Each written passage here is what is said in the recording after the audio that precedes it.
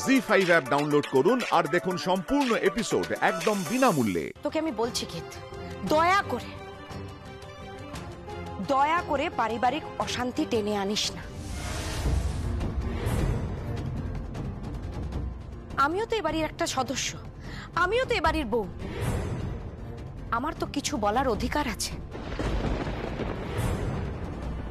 বরং তুই তোর শ্বশুর বাড়িতে চলে যা, ওখানে গিয়ে সংসার কর,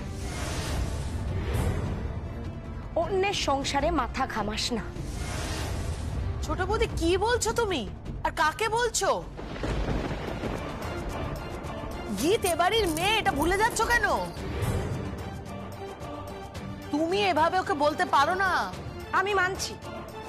আমি মানছি দিদি ভাই, ও এবাড়ির মেয়ে, কিন্তু ও অন্য বাড়ির বউ তো বটে। ছোট বৌদি, তুমি না শুধুমাত্র নিজের মেয়ের স্বার্থের কথা ভাবছো। হ্যাঁ, তুমি তো কথাটাই বুঝতে চাইছো না। আরে বাবা, যবে থেকে যমুনা আবার ফিরে এসেছে তবে থেকে ওর ব্যবহারটাই তো পুরো চেঞ্জ লাগছে, মানে অন্যরকম লাগছে। এই কথাটা তুমি বুঝতে পারছো না, তুমি লক্ষ্য করছো না, আর এই কথাটাই তো বারবার গীত বলছে। এক্স্যাক্টলি, আমি সেটাই বারবার বলার চেষ্টা করছি। ওফ, অনেক হয়ে গেছে, এবার তোরা একটু থাম তো। মা মা, তুমি তোমার হাতটা একটু আমায় দাও।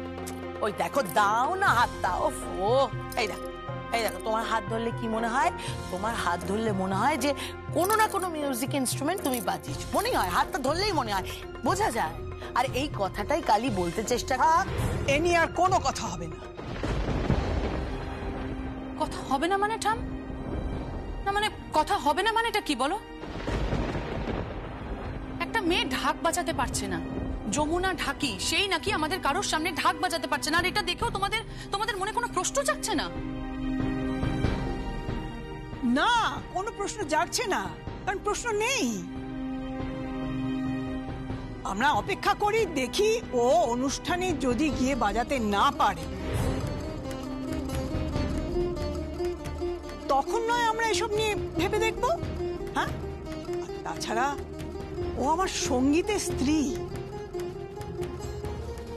একজন স্বামী তার স্ত্রীকে সব থেকে ভালো করে চেনে, সুতরাং সিদ্ধান্তটা সেই নিক। আমারও তাই মত, এসব নিয়ে মাথা ঘামিয়ে কোনো লাভ নেই। জি5 এর সম্পূর্ণ পর্বগুলি বিনামূল্যে দেখুন, এখনই অ্যাপটি ডাউনলোড করুন।